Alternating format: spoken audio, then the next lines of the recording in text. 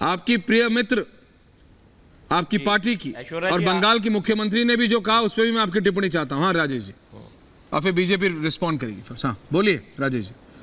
ऐश्वर्या जी, आपको आपके पैनलिस्ट और आपके सभी दर्शकों को कल की रामनवमी की बहुत बहुत शुभकामनाएं। आपको भी साहब। देखिए, आप टीएमसी की टिप्पणी टीएमसी से ले तो ज़्यादा अच्छा है, लेकिन मेरा ये कहना है कि जो अभी सपा के प्रवक्ता भाटी साहब कह रहे थे, उस बात को आगे बढ़ाते हुए कि सच में यकीन तो अब किसी को रहा नहीं है। अच्छा। क्योंकि अगर आपको याद हो तो उन्होंने तो कहा था कि नोटबंदी के लिए कि मुझे चौराहे पे बुला लेना, और अब कोर्ट की तरफ से आ चुका है, जस्टिस नटराजन ने कहा कि 98% पैसा तो वापस आ चुका है, तो काला धन कहाँ रहा, है ना।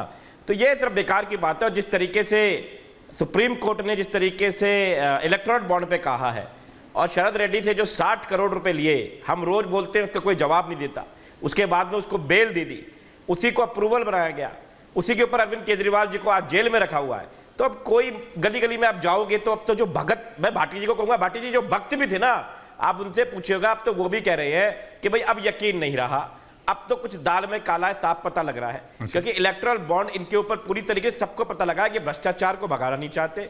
उल्टा जब ये कहते हैं कि हर भ्रष्टाचारी को खत्म कर दूंगा, बिल्कुल नहीं छोड़ूंगा, तो उसका मतलब ये कि अपनी पार्टी में ले लूंगा, चाहे अजीत पवार के नाम पे ले लूंगा, ठीक है, चाहे हिमंत बिश्व शर्मा के नाम पे ले लूंगा, बस अपनी पार्टी में ले लूंगा, किसी भ्रष्टाचारी को किसी और पार्टी में नहीं छोड़ूंगा। अच्छा। तो अब जनता को यकीन नहीं है, जनता इस बात को समझ चुकी है कि ये इधर उधर की बातें करेंगे, महंगाई पे बात नहीं करेंगे, बेरोजगारी पे बात नहीं करेंगे, देश के विजन पे बात नहीं करेंगे, युवा के लिए नहीं बात करेंगे, दुनिया का सबसे युवा देश है, ये शिक्षा चिकित्सा पे बात नहीं करेंगे। आम आदमी पार्टी लगातार करती रही, ये बात करेंगे। ठीक है राजेश जी, जवाब ले रहा हूं बीजेपी का। गाल बजाने की बातें और कुछ नहीं। Okay, BJP first response. Gaurav ji, Sapa को भी सुना, आम आदमी पार्टी को भी सुना आपने। देखिए ऐश्वर्या जी, ऐसा है कि जैसे जैसे 4 जून की तिथि पास आती जाएगी, इनके चेहरों की सूजन, इनकी भाषा की मर्यादा, चेहरे की सूजन बढ़ेगी और भाषा की मर्यादा टूटेगी। ये इसलिए है कि ये बहुत निराश हैं, हताश हैं और अंदर से डरे हुए भी हैं।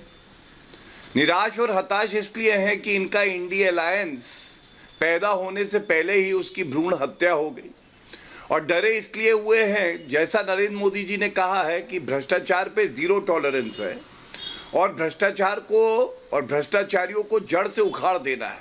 हम सब जानते हैं पापी आपके लीडर कहाँ हैं। 15 महीने से मनीष सिसोदिया जेल में हैं, अरविंद केजरीवाल को बेल नहीं मिल रही, और इसीलिए इस तरह की अनर्गल टिप्पणियां करते हैं। लेकिन क्योंकि बात संविधान से शुरू हुई थी और संविधान के बारे में थोड़ा सा मैं भी जानता हूं, तो मैं दर्शकों से ये साझा करना चाहूंगा।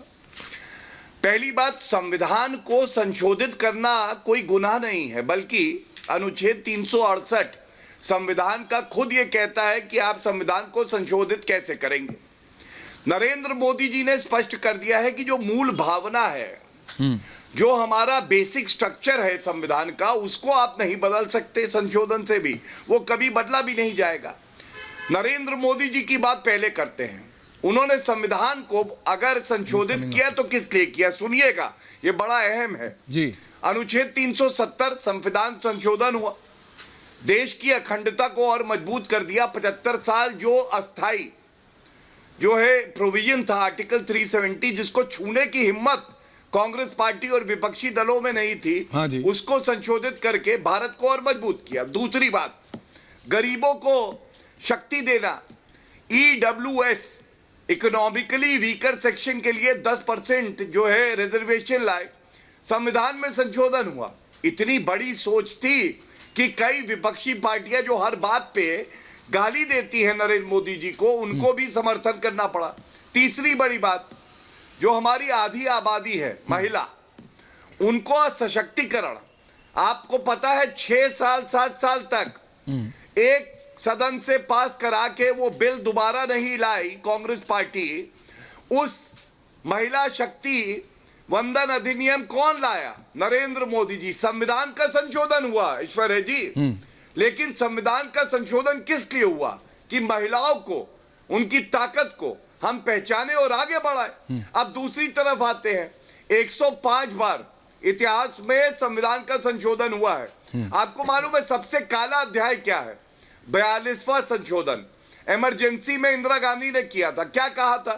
नागरिकों के जो मूल अधिकार हैं, जो अंबेडकर साहब ने कहा था आत्मा है हमारी संविधान की, अगर इमरजेंसी लगेगी, आपातकाल लगेगा तो उसका भी हनन हो रहा है, तो आप न्यायालय नहीं जा सकते।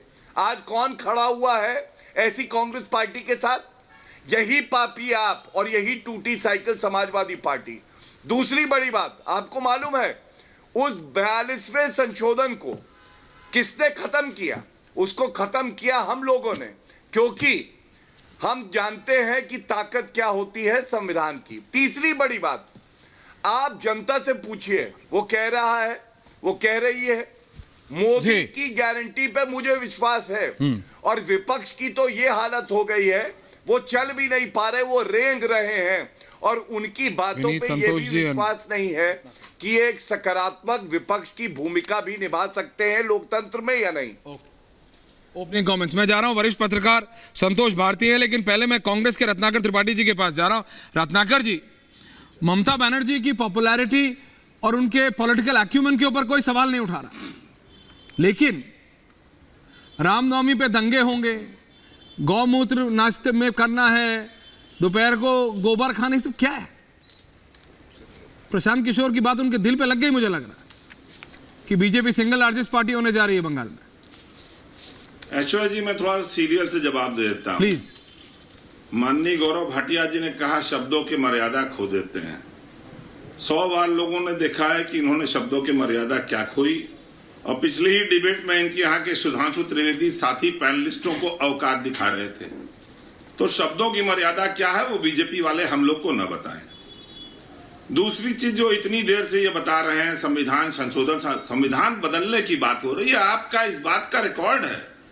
अगर आपने पीएमएलए में संशोधन न किया होता तो जो आप बार बार बोल रहे हैं कि वो अभी जेल में है, जेल में है, अभी तक तो आप बोलते थे संजय सिंह जेल में है, अब संजय सिंह को आपने निकाल दिया, अब अरविंद केजरीवाल जेल में है।